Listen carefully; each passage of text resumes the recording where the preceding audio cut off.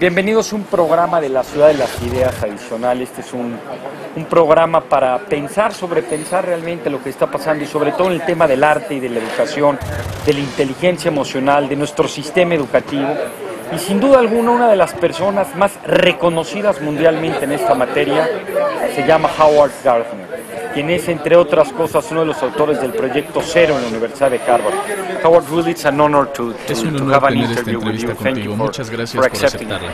In your own words, that's the way we always Te pido, como hacemos siempre en este programa de la ISE. Ciudad de las Ideas, que te presentes con tus propias palabras. ¿Quién eres? ¿Qué haces? I'm a psychologist and a writer. Soy psicólogo y escritor. I was born in America, but of German Nací en Jewish los parents Estados Unidos. Mis who padres escaped eran Nazi judíos Germany, and alemanes that's que an escaparon de la important Alemania part of nazi, my y esa es una parte identity. importante en mi identidad. ¿En ¿En qué año They escaparon? escaped in 1938. Escaparon They en left Nuremberg 1938. 10 days before Crystal Salieron de Night, Nuremberg the night of the 10 shattered días glass, antes de and la arrived noche in de los America, cristales rotos y llegaron a los Estados November Unidos el 9 de 9th, noviembre de ese año. 1938. So I always grew up knowing that, Crecí I sabiendo might que never have pude no haber existed. existido, That's an y important ese part es of un my elemento identity. importante de mi identidad. I grew up in a small city called Crecí en la Scranton, pequeña Pennsylvania, ciudad de Scranton, and went to en Harvard College Pensilvania, in 1961, y llegué a la Universidad de Harvard en 1961 y esencialmente nunca he salido de allí. De una u otra manera he permanecido en Harvard durante casi 50 años. Comencé pensando que iba a ser abogado. Luego estudié historia y después me sedujeron las ciencias sociales, particularmente la psicología. Al principio estaba interesado en el psicoanálisis y en la personalidad. Mi tutor fue el famoso psicoanalista Erik Erikson, quien fue parte del círculo freudiano. Pero usando la misma metáfora, después fui seducido por la psicología cognitiva, en cómo trabaja la mente. Eran los tiempos en que el conductismo imperaba en la psicología, las décadas de los 30, 40 y 50, pero fue derrocada por una perspectiva más cognitiva, que no se concentraba solo en el comportamiento de las personas, sino en lo que llamamos representación mental. Cómo pensamos, qué es lo que pensamos, cuáles son los lenguajes de la mente. Y eso me emocionó. Me convertí en académico y sigo siéndolo desde entonces. Durante los primeros 10 o 20 años, principalmente fui un psicólogo, pero luego la gente en el área de la educación se interesó en mi trabajo y entonces me transformé en un psicólogo diagonal educador. Y ahora que he escrito acerca de muchos temas, soy aspirante a intelectual público. ¿Cuántos libros has escrito? Unos 20. Siempre que voy a alguna librería en los Estados Unidos, me encuentro algún nuevo libro escrito por ti. Estoy impresionado. Debo mencionar que tengo una excelente editorial en español, que es Paidós, y siempre tiene mis libros listos de inmediato. De muchas maneras se habla de la inteligencia, de lo que significa. Se ha dicho que hay muchas inteligencias y también que ser inteligente es ser bueno en algo. ¿Podrías elaborar acerca de este tema? Hay muchas inteligencias, pero ¿cuál es la esencia de la palabra? Sí, tengo una definición. Es un potencial biopsicológico, lo que significa que es parte de nuestro cerebro y de nuestra mente, que no son lo mismo. Para resolver problemas, para hacer cosas que son valoradas en cuando menos una cultura o comunidad. Al tener la capacidad que ayuda a resolver problemas y hacer cosas valiosas, yo lo llamo inteligencia. Y ya he mencionado que el lenguaje y la lógica son muy importantes en las escuelas, pero también hay inteligencia espacial, musical, corporal, lógica, lingüística, interpersonal, intrapersonal y naturista. Cada uno de estos potenciales cerebrales puede ser usado o no en las sociedades para hacer cosas y para resolver problemas. Voy a darte un ejemplo concreto. Hemos evolucionado por cientos de miles de años para poder sobrevivir en la naturaleza, para cultivar plantas, para comer ciertas cosas y no otras, comer ciertos animales y escapar de otros, y evitar comida que podría ser venenosa. A eso lo llamo inteligencia naturista, el poder discriminar entre animales y plantas, nubes, montañas, etcétera, qué es lo que nos conviene. Sin esto no estaríamos aquí. En la actualidad, mucha gente en cualquier país desarrollado No necesita poder distinguir entre una planta y otra. Solo van a la tienda y con suerte no comprarán nada venenoso.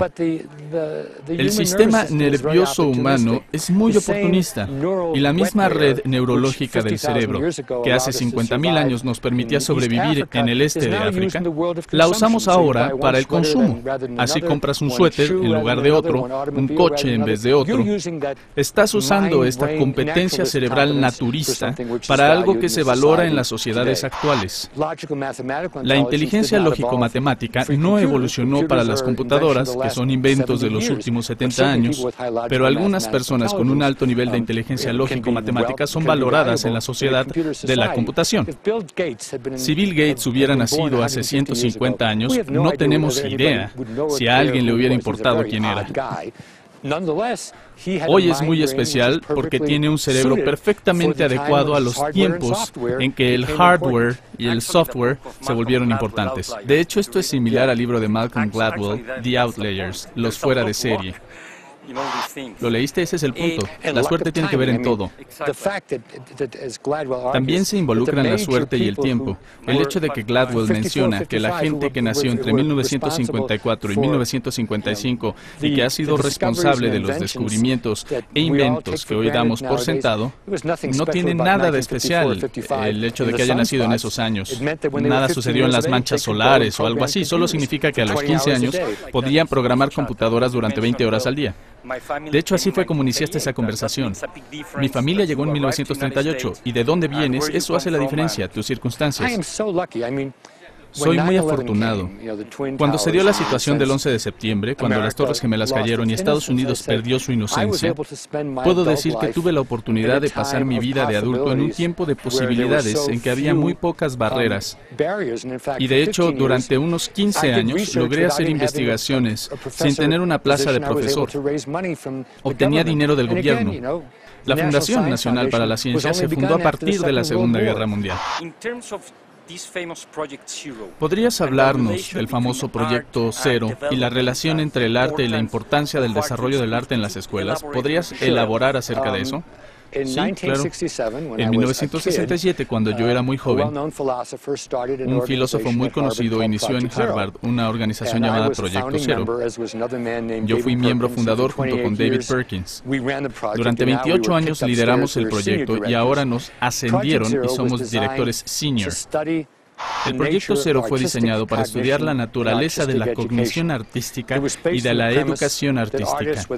Se basó en la premisa de que los artistas, músicos, escritores, bailarines, tienen mentes y las utilizan, resuelven problemas y hacen cosas como los científicos, o como la gente de negocios o los políticos.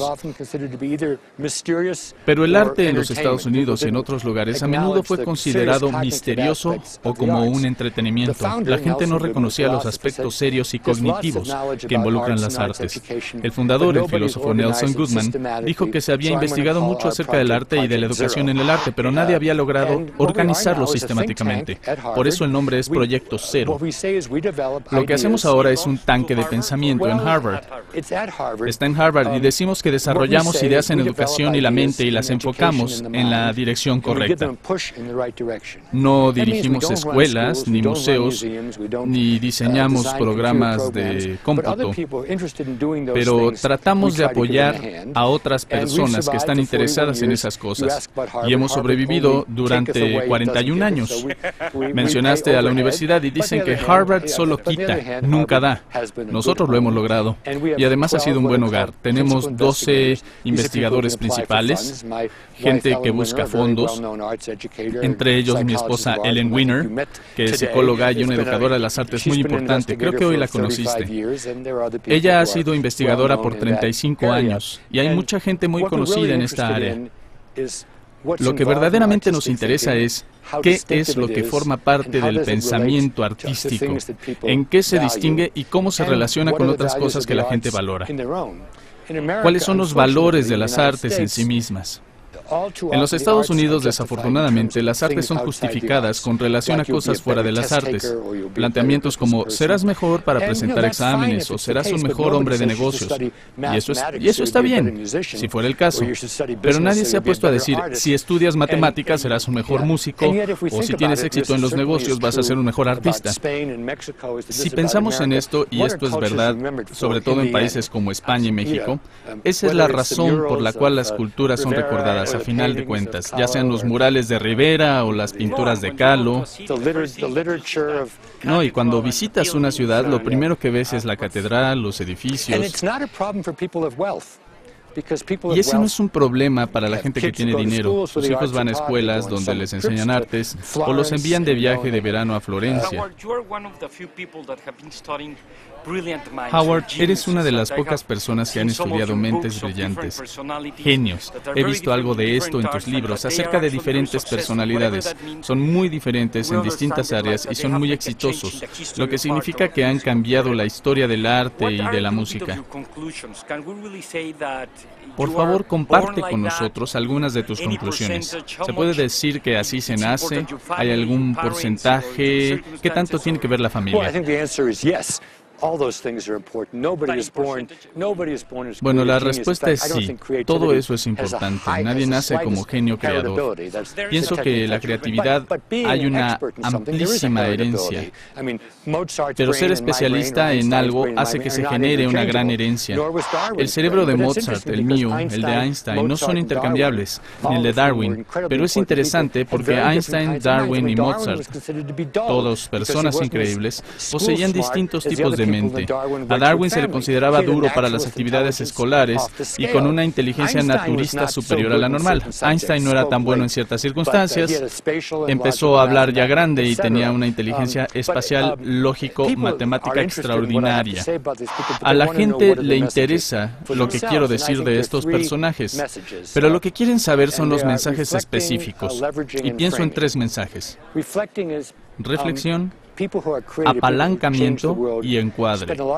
Reflexión significa que la gente que crea, que cambia el mundo, invierte mucho tiempo pensando en sus logros, en cómo alcanzarlos, en qué hacer para lograr avances. Y no es tanto lo que hacen, sino que establecen las redes para sus empresas. Apalancamiento es que conocen las áreas de fortaleza y las empujan. Y no se preocupan mucho por las áreas en las que no son fuertes porque cuentan con la ayuda de gente que los apoyará en las áreas en las que ellos son fuertes. Y la tercera, de la que más he aprendido, es el encuadre, que significa que todos fallan en algún momento. Pero si algo sale mal, no renuncias ni pateas un perro. Si te enojas, puedes superarlo y preguntas, ¿qué puedes aprender de eso? Una de mis frases favoritas la dijo Jean Monnet, el iniciador de la Comunidad Europea del Mercado Común y un gran pensador. Dijo, yo veo cada derrota como una oportunidad. Fue ambicioso y trató de aprender y estandarizar. Se dice en Internet que no deberíamos cometer errores, pero bueno, podríamos cometer errores, pero no los mismos. Cometamos nuevos errores. Y estas son las lecciones que les trato de enseñar a mis muchachos. Y les digo que nosotros no vamos a ser genios creadores, yo no soy un genio creador, sino que aprendo de modelos de rol acerca de la reflexión, el apalancamiento y el encuadre. De hecho, Churchill decía que el éxito consiste en ir de falla en falla con enorme entusiasmo. Por cierto, Churchill es un personaje interesante. Si hubiera muerto en 1940, habría sido una figura un tanto extraña en la historia, pero hubo una convergencia en el sentido de Gladwell. Un británico con un liderazgo dinámico que si se hubiera rendido, habría determinado el curso de la historia completamente diferente. We really thank you very much. Actually, I would love to invite you to la Ciudad de las Ideas. Te agradecemos enormemente. Me encantará invitarte a la Ciudad de las Ideas para hablar en el año 2010. Estar en contacto y hablar de un proyecto de educación para México. Valoro lo que haces y lo que has escrito y ha sido un honor para la Ciudad de las Ideas y para Proyecto 40 tenerte en nuestro programa.